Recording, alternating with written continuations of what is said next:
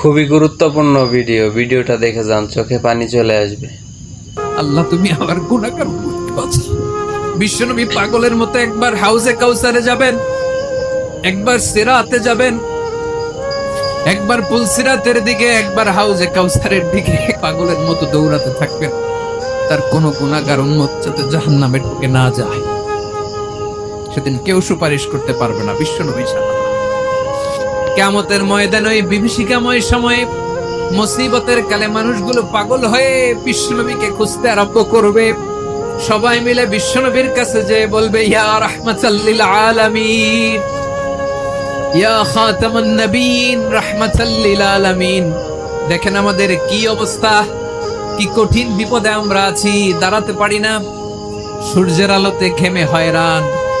আজকে কেউ সুপারিশ করতে পারবে না। সব নবীরা অপারগতা স্বীকার করেছে, তারা বলেছে আপনি ছাড়া কেউ নাকি আল্লাহর সামনে দাঁড়াতে পারবেন না, আপনি একটু সুপারিশ করেন।